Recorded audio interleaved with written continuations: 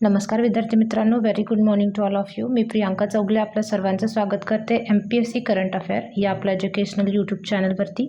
आणि आजच्या सेशनमध्ये आपण 1 एप्रिल 2026 रिलेटेड जेवढा काही इम्पॉर्टंट चालू घडामोडी आहेत त्याचबरोबर त्याच्याशी रिलेटेड जो काही GSचा पोर्शन आहे तो देखील कव्हर करून घेतोय. तर व्हिडिओ शेवटपर्यंत नक्की पहा. सेशनला सुरुवात करण्यापूर्वी जे कोणी विद्यार्थी मित्र आपल्या चॅनलवरती नवीन असतील त्यांनी चॅनलला सबस्क्राईब करा. त्याचबरोबर बेल आयकॉनवरती क्लिक करून ऑल नोटिफिकेशन सेट करा, जेणेकरून रोज सकाळी 7 वाजता जेव्हा आपला व्हिडिओ अपलोड होतोय तेव्हा तुम्ही तो पाहू शकाल. तर आजच्या सेशनमधील तुमचा पहिला क्वेश्चन काय ते पाहूयात.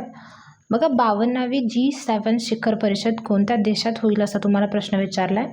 तर या प्रश्नाचं तुमचं योग्य उत्तर काय असणार आहे? फ्रान्स या देशात होणार आहे. आता ही G7 शिखर परिषद जी आहे हिची पहिली बैठक 1975ला फ्रान्समध्येच झालेली होती आणि 2026ची ही तिची 52वी आवृत्ती आहे. आता यावेळी याचं यजमानपद जे आहे ते फ्रान्सकडे आहे आणि फ्रान्समधील एव्हियान-ले-बेन्स या ठिकाणी ही G7 शिखर परिषद जी आहे ती 14 ते 16 जून या दरम्यान होणार आहे. आता G7 म्हणजे याच्यामध्ये 7 कंट्रीज आहेत. कोणत्या? Germany, France, Japan, America, Italy, Canada आणि इंग्लंड. कंट्रीची नावं इम्पॉर्टंट आहेत, तर ते तुम्ही लक्षात ठेवा, कारण बरेच वेळेला परीक्षेला याच्यावरती देखील प्रश्न विचारला जातो. तर याच्यामध्ये 1976ला कॅनडा सामील झाल्यानं G7 बनलेली होती आणि 1997मध्ये रशिया सामील झाल्याने इथं G8 बनलेले होते. पण त्याच्यानंतर 2014मध्ये रशियानं युक्रेनवरती आक्रमण केलं आणि क्रिमिया ताब्यात घेतला. आता त्यामुळे रशियाला या गटातून काढून टाकण्यात आलं आणि पुन्हा एकदा हे G7 असं झालेलं आहे. याचं कोणतंही हेडक्वार्टर नाही आहे. दरवर्षी याच्यामधला जो कोणी एक देश असेल तो या बैठकीचं आयोजन करतो. 2025मध्ये याचं आयोजन कॅनडामध्ये करण्यात आलेलं होतं. तर 2026मध्ये म्हणजे यावर्षी याचं आयोजन फ्रान्समध्ये करण्यात आलेलं आहे. आपला भारत याचा सदस्य देश नाही आहे, तरीसुद्धा पंतप्रधान मोदींना याच्यासाठी आमंत्रित करण्यात आलेलं आहे. त्याचबरोबर आणखीन कोणते महत्त्वाचे समिट्स होणार आहेत ते बघूयात. बघा, 51वी G7 शिखर परिषद 2025 ही कॅनडामध्ये झालेली होती. आत्ताच आपण बघितलं. कॅनडामध्ये नेमकी कुठे? कानानास्किस, अल्बर्टा या ठिकाणी झालेली होती. आणि 52वी G7 शिखर परिषद एव्हियान-ले-बेन्स फ्रान्स या ठिकाणी होणार आहे. आता G20 2025ची जी परिषद होती ती दक्षिण आफ्रिकेमध्ये झालेली होती आणि G20 2026 कुठे होणार आहे? मियामी, अमेरिका या ठिकाणी. आता याच्यामध्ये दक्षिण आफ्रिका जो आहे तो सहभागी होणार नाही आहे, त्याच्याऐवजी पोलंड या ठिकाणी सहभागी होणार आहे. त्याच्यानंतर बघा, 17वी ब्रिक्स शिखर परिषद 2025 ही कुठे झालेली होती? ब्राझीलमध्ये झालेली होती. नवीन 5 सदस्य याच्यामध्ये इन्क्लूड झालेले होते. कोणते? इजिप्त, इथिओपिया, इराण, संयुक्त अरब अमिरात आणि इंडोनेशिया हा 10वा सदस्य आहे. त्याच्यानंतर 18वी ब्रिक्स शिखर परिषद 2026ची जी आहे ती कुठे होणार आहे? भारतामध्ये होणार आहे.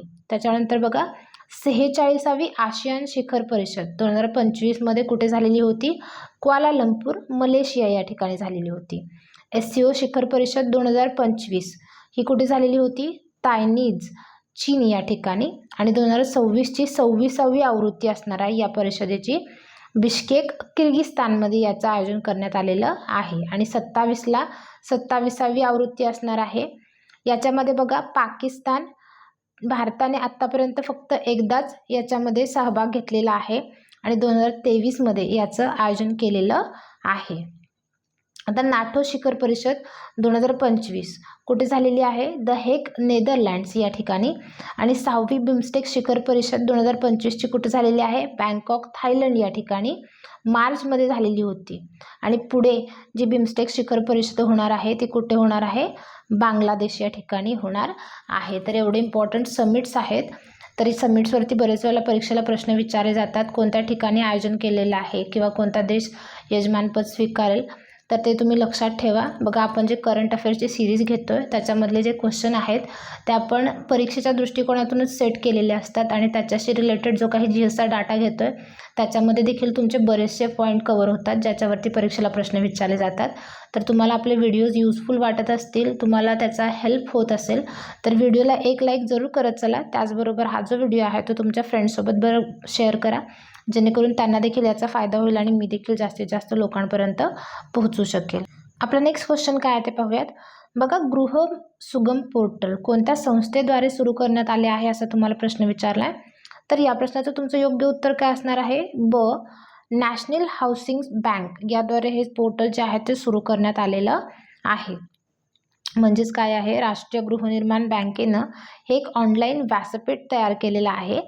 आता याचं उद्दिष्ट काय आहे? लोकांसाठी गृहकर्ज, होम लोन जे आहे ते सुलभ करणं. विशेषतः जे काही डिफेन्समध्ये आहेत किंवा संरक्षण दलातील कर्मचारी आणि सरकारी कर्मचाऱ्यांसाठी हे तयार केलेलं आहे. त्यांच्या नेमणुकीच्या ठिकाणाहून ते कर्जासाठी अर्ज करू शकतात आणि ही संपूर्ण प्रोसेस जी आहे किंवा ही प्रणाली जी आहे ती डिजिटल ऑनलाईन आहे. ठीक आहे. आता पोर्टलशी रिलेटेड क्वेश्चन आलेला आहे. तर काही महत्त्वाचे पोर्टल्स आहेत. कोणत्या कोणत्या राज्यानं कोणते कोणते पोर्टल चालू केलेले आहेत ते पाहूयात. बघा, माय स्कीम पोर्टल हे उत्तराखंडनं चालू केलेलं आहे. याच्यामध्ये काय आहे, नागरिक सर्व केंद्र आणि राज्य सरकारच्या योजनांची संपूर्ण माहिती या पोर्टलवरती मिळवू शकतात. आता भारत विन पोर्टल हे कुणी चालू केलेलं आहे? जलशक्ती मंत्रालयाने चालू केलेलं आहे. कशाला चालू केलेलं आहे? भारतात जल नवोपक्रमाला प्रोत्साहन देण्यासाठी हे चालू केलेलं आहे. युविन हे कुणी चालू केलेलं आहे? भारत सरकारनं. मुलं आणि गर्भवती महिला ज्या आहेत त्यांच्या लसीकरण सुलभ करणं ह्याच्यासाठी हे चालू केलेलं आहे. कधी? 2024मध्ये. भारत टॅक्सी हे भारत सरकारद्वारे समर्थित सहकारी राईड हेल्पिंग ॲप आहे. त्याच्यानंतर इंडे ॲप हे राष्ट्रीय उद्योग संशोधन आणि विकास परिषदेने चालू केलेलं आहे. भारतातील जे काही सूक्ष्म, लघु आणि मध्यम उद्योग आहेत, म्हणजे ज्याला आपण MSMEs म्हणतोय, यांना व्यवसाय करण्याची सुलभता वाढवण्यासाठी हे ॲप इंड ॲप चालू केलेलं आहे. त्याच्यानंतर आयुष ॲप आपल्याला सर्वांनाच माहिती आहे. UP गव्हर्नमेंटनं चालू केलेलं आहे. IIT कानपूरच्या सहकार्यानं 2026पर्यंत रुग्णांना ऑनलाईन OPD सेवा, त्याचबरोबर सर्व आयुष संबंधित सेवा प्रदान करणं हे त्याचं महत्त्वाचं काम आहे. त्याच्यानंतर हेल्थ संवाद डिजिटल पोर्टल प्लॅटफॉर्म हे राजस्थान सरकारनं चालू केलेलं आहे. आता याच्यामध्ये महत्त्वाची जी इन्फॉर्मेशन आहे ती प्रोव्हाइड करून दिली जाणार आहे.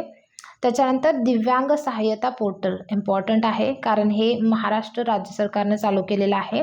शासकीय योजनांचा लाभ, पुनर्वसन सहाय्य आणि कर्ज दिव्यांग व्यक्तींना कागदविरहित, पारदर्शक आणि सुलभ पद्धतीने त्यांच्या दारात उपलब्ध करून देण्यासाठी हे दिव्यांग सहायता पोर्टल महत्त्वाचं पोर्टल जे आहे ते महाराष्ट्र राज्य सरकारनं चालू केलेलं आहे. आपला नेक्स्ट क्वेश्चन बघा, अलीकडेच प्रारंभ 2026 ही IT जनजागृती मोहीम कोणी सुरू केली आहे असा तुम्हाला प्रश्न विचारलाय. तर या प्रश्नाचं तुमचं योग्य उत्तर काय असणार आहे? ब, अर्थ मंत्रालयाने ही मोहीम चालू केलेली आहे. आता ही एक देशव्यापी जनजागृती मोहीम आहे आणि 1 एप्रिल 2026 पासून लागू होणाऱ्या नवीन आयकर कायदा जो आहे 2025 बद्दल नागरिकांना शिक्षित करण्यासाठी हा अर्थ मंत्रालयाचा एक उपक्रम आहे. नाव काय आहे? प्रारंभ 2026. आता याचा उद्देश काय आहे? करदात्यांना नवीन नियमांविषयी जागरूक करणं, त्याचबरोबर कर अनुपालनास सुलभ करणं. ठीक आहे.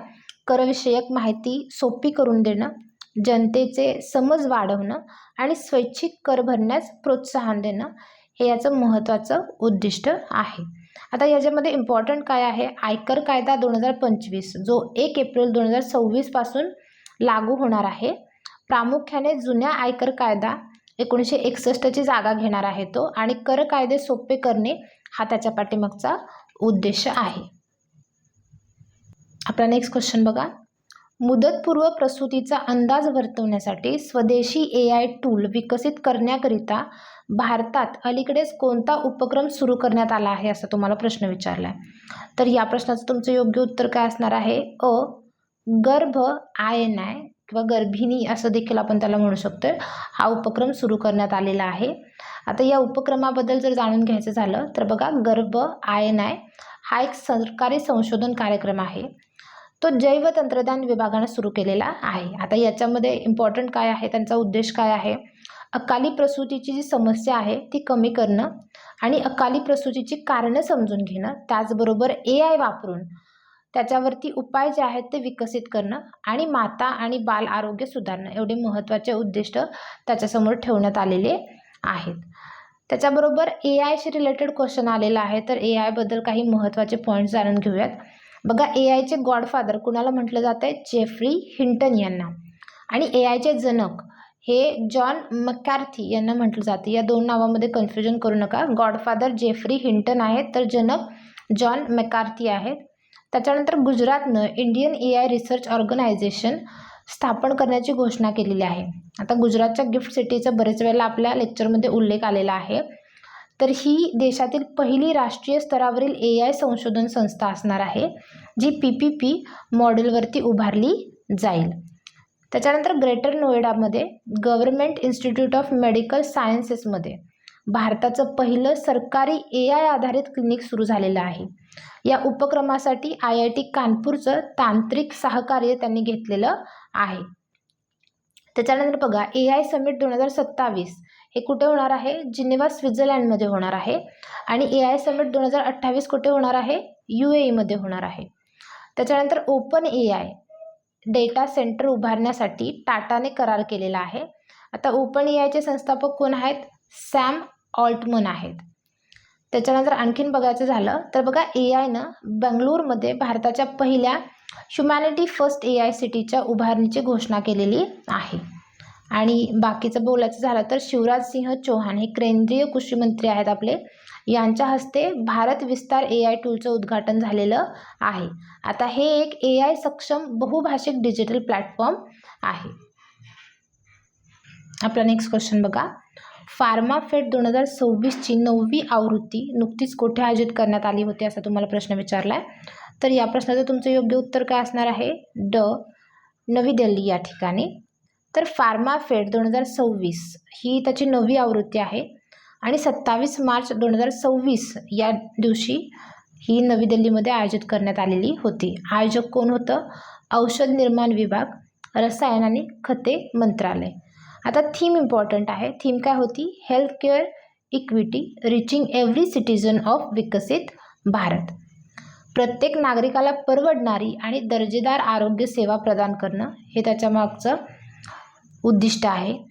त्याच्यानंतर यालाच कनेक्ट करून काही नोट्स बघूयात आपण. 11वा रायसिना संवाद 2026 कुठे आयोजित करण्यात आलेला होता? दिल्लीमध्ये. आणि याचे प्रमुख पाहुणे होते फिनलँडचे राष्ट्राध्यक्ष अलेक्झांडर स्टब. आता याचा विषय काय होता? संस्कार, दृढता आणि समयोजन प्रगती. त्याच्यानंतर 37वा मोबाईल वर्ल्ड काँग्रेस 2026चं आयोजन कुठे करण्यात आलेलं आहे? बार्सिलोना, स्पेन या ठिकाणी. आंतरराष्ट्रीय मलेरिया परिषद 2026ची दिल्ली या ठिकाणी भरवण्यात आलेली होती. त्याच्यानंतर 12वी आशियाई आणि पॅसिफिक प्रादेशिक परिषद 2026 कुठे आयोजन करण्यात आलेलं आहे? भारत मंडपम, नवी दिल्ली या ठिकाणी. आणि ब्लॅक स्वान शिखर परिषद 2026 याचं आयोजन भुवनेश्वर, उडिसा या ठिकाणी करण्यात आलेलं आहे. याचं पहिल्यांदाच हे आयोजन भारतात करण्यात आलेलं आहे.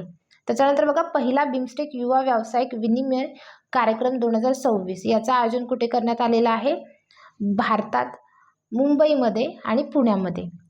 13वी जागतिक शासन शिखर परिषद 2026 याचं आयोजन दुबईमध्ये करण्यात आलेलं आहे. 2026ची जागतिक बिग कॅट्स शिखर परिषदेचं आयोजन दिल्ली या ठिकाणी करण्यात आलेलं आहे. तर जागतिक जलदिन परिषद 2026 याचं आयोजन कुठे करण्यात आलेलं आहे? नवी दिल्ली या ठिकाणी. आता याची संकल्पना काय आहे? पाण्यासाठी, उद्योगासाठी पाणी. बघा, जागतिक व्यापार संघटनेची 14वी मंत्रिस्तरीय परिषद ही कुठे आयोजित करण्यात आलेली आहे? Yaounde, Cameroon. तर प्रिव्हियस लेक्चरमध्ये यावरती आपण क्वेश्चन जो आहे तो घेतलेला आहे. आपला नेक्स्ट क्वेश्चन बघा, कोणत्या शेजारील देशाने नुकताच 26 मार्च रोजी आपला स्वातंत्र्य दिन साजरा केला आहे, असा तुम्हाला प्रश्न विचारला आहे. तर या प्रश्नाचं तुमचं योग्य उत्तर काय असणार आहे? बांगलादेश. तर बघा, बांगलादेश दरवर्षी 26 मार्च रोजी आपला स्वातंत्र्य दिन साजरा करतो आणि यावर्षी त्यांनी 56वा स्वातंत्र्य दिन साजरा केलेला आहे. आता 26 मार्च 1971 रोजी बांगलादेशचे जे पहिले पंतप्रधान होते मुजीबुर रहमान यांनी बांगलादेशला पाकिस्तानपासून एक स्वतंत्र देश म्हणून घोषित केलेलं होतं. यापूर्वी बांगलादेश पूर्व पाकिस्तान म्हणून ओळखला जात होता आणि तो पाकिस्तानचाच एक पार्ट होता. ठीक आहे. आणि त्याच्यानंतर 16 डिसेंबर 1971 रोजी पाकिस्तानच्या पराभवानंतर बांगलादेशची अधिकृतपणे स्थापना झालेली होती. बांगलादेशच्या स्वातंत्र्यात भारताने एक महत्त्वाची भूमिका बजावलेली होती. 3 डिसेंबर 1971 रोजी पाकिस्ताननं काय केलेलं होतं, भारतावरती हवाई हल्ला केलेला होता, ज्याच्यानंतर भारताने अधिकृतपणे ऑपरेशन विजय सुरू केलेलं होतं. इम्पॉर्टंट आहे ऑपरेशनचं नाव. त्याच्यानंतर बघा, भारताने बांगलादेशच्या मुक्ती वाहिनी सेनेला व्यापक प्रशिक्षण, शस्त्रे आणि रसद पुरवठा देखील केलेला होता. यामुळे बांगलादेशच्या स्वातंत्र्याला महत्त्वपूर्ण हातभार लागलेला होता असं आपण म्हणू शकतोय. बांगलादेशशी रिलेटेड क्वेश्चन आलेला आहे. तर राजधानी कुठली आहे, ढाका. चलन आहे टका. पंतप्रधान आहेत तारिक रहमान. राष्ट्रपती कोण आहेत, मोहम्मद शहाबुद्दीन. भारत कमाल सीमा कुठली आहे, बांगलादेश. बांगलादेशचं जुनं नाव काय आहे, पूर्व पाकिस्तान. आणि बिमस्टेक हेडक्वार्टर कुठलं आहे, ढाका आहे, जे की बांगलादेशमध्ये आहे. ठीक आहे. त्याच्यानंतर बांगलादेशशी रिलेटेड करंट अपडेट जर बघायचं झाल्या तर हिंसाचाराचा सामना करण्यासाठी बांगलादेशने एक ऑपरेशन चालू केलेलं आहे. त्याचं नाव काय आहे, ऑपरेशन डेव्हिल हंट. त्याच्यानंतर 2026मध्ये बांगलादेशनं थायलंडकडून पुढील 2 वर्षासाठी बिमस्टेकचं अध्यक्षपद स्वीकारलेलं आहे. संयुक्त राष्ट्र जलपरिषदेत सामील होणारा पहिला दक्षिण आशियाई देश देखील बांगलादेश बनलेला आहे, त्यामुळे हे इम्पॉर्टंट आहे. आता दरवर्षी 8 ऑगस्टला नवा बांगलादेश दिन आणि 5 जुलै हा जुलै उठाव दिन आणि 26 जुलै हा शहीद अबू सईद दिन म्हणून घोषित केलेला आहे. बघा, बांगलादेशच्या पहिल्या महिला पंतप्रधान कोण आहेत, खालेदा जिया. यांचा बरेच वेळेला आपल्या लेक्चर्समध्ये उल्लेख होतो. तर यांचं अलीकडेच निधन झालेलं आहे. त्याच्यानंतर 10वे ICC T20 विश्वचषक 2026 बांगलादेशच्या जागी स्कॉटलंड याच्यामध्ये सहभागी होणार आहे. भारताने 100वी घटना दुरुस्ती केलेली आहे आणि या घटना दुरुस्तीद्वारे बांगलादेशला 3 बिगा कॉरिडॉर दिलेलं आहे. त्याच्यानंतर त्रिपुरा बांगलादेशशी जोडणारा पूल कुठला आहे, असा जर तुम्हाला परीक्षेला प्रश्न आला तर त्याचं योग्य उत्तर काय असणार आहे, मैत्री सेतू. आणि तो कोणत्या नदीवरती आहे, फेनी नदीवरती. ठीक आहे. तर या काही इम्पॉर्टंट अपडेट आहेत बांगलादेशशी रिलेटेड, त्या देखील तुम्ही नोट डाऊन करून घ्या. आपला नेक्स्ट क्वेश्चन बघा, अलीकडेच युनिव्हर्सल ॲक्सेप्टन्स डे म्हणजेच सार्वत्रिक स्वीकृती दिन केव्हा साजरा करण्यात आला, असा तुम्हाला प्रश्न विचारला आहे. तर या प्रश्नाचं तुमचं योग्य उत्तर काय असणार आहे, ब 28 मार्चला. तर आपण जागतिक स्वीकृती दिन जो आहे तो दरवर्षी 28 मार्च रोजी साजरा करतोय आणि 2023मध्ये याची सुरुवात झालेली होती. आता मुख्य उद्दिष्ट काय आहे, इंटरनेटवर प्रत्येक भाषा आणि लिपीला समान महत्त्व देणं हे त्याचं प्रमुख उद्दिष्ट आहे. आणि यावर्षी या दिवसाची थीम काय होती, universal participation, language, AI and the infrastructure of an inclusive. तर आजच्या सेशनमध्ये आपला लास्टचा क्वेश्चन काय आहे ते पाहूयात. बघा, अलीकडेच कारकिर्दीतील 900 गोल करणारा दुसरा पुरुष फुटबॉलपटू कोण ठरलेला आहे, असा तुम्हाला प्रश्न विचारला आहे. तर या प्रश्नाचं तुमचं योग्य उत्तर काय असणार आहे, ड लिओनल मेस्सी. बघा, लिओनल मेस्सीने आपल्या कारकिर्दीतील 900वा गोल करून हा पराक्रम जो आहे तो आपल्या नावी करून घेतलेला आहे आणि असं करणारा हा दुसरा खेळाडू ठरलेला आहे. आता हा दुसरा आहे तर पहिला कोण आहे, क्रिस्टियानो रोनाल्डो. क्रिस्टियानो रोनाल्डो नंतर हा जगातील दुसरा पुरुष फुटबॉलपटू ठरलेला आहे ज्यानं 900 गोल केलेले आहेत. त्याच्यानंतर बघा, त्यानं इंटर मियामी विरुद्ध नॅशनलविल FC या सामन्यात हा टप्पा जो आहे तो गाठलेला आहे आणि रोनाल्डोपेक्षा कमी सामन्यांमध्ये मेस्सीने हा टप्पा गाठलेला आहे. हा टप्पा गाठण्यासाठी मेस्सीला 1142 सामने खेळावे लागलेले आहेत, तर रोनाल्डोने 1236 सामन्यांमध्ये हा पराक्रम जो आहे तो केलेला होता. बघा, लिओनल मेस्सीबद्दल आणखीन काही महत्त्वाच्या गोष्टी जाणून घेऊया. त्याचा देश कुठला आहे, अर्जेंटिना. प्रमुख कामगिरी, फिफा विश्वचषक विजेता 2022 जो कतारमध्ये त्याचं आयोजन करण्यात आलेलं होतं. आणि बॅलॉन डिओर हा 8 वेळा विजेता आहे त्याचा. ऑलिम्पिक सुवर्णपदक देखील त्याने मिळवलेलं आहे 2008मध्ये बीजिंग ऑलिम्पिकमध्ये. ठीक आहे. तर आजच्या दिवसातील आजचे आपले एवढे करंट अपडेट होते. आय होप लेक्चर तुम्हाला आवडलं असेल. लेक्चरशी रिलेटेड किंवा अदर दॅन दॅट करंट अफेअर्सशी रिलेटेड तुम्हाला काहीही क्युरीज असल्या तर त्या कमेंट बॉक्समध्ये मेन्शन करा. आपलं लेक्चर तुम्हाला कसं वाटतंय किंवा तुमच्या काही सजेशन्स असतील तर त्या देखील कमेंट बॉक्समध्ये मेन्शन करा. व्हिडिओ आवडत असल्यास व्हिडिओला एक लाईक जरूर करा. व्हिडिओ पूर्ण पाहिल्याबद्दल धन्यवाद.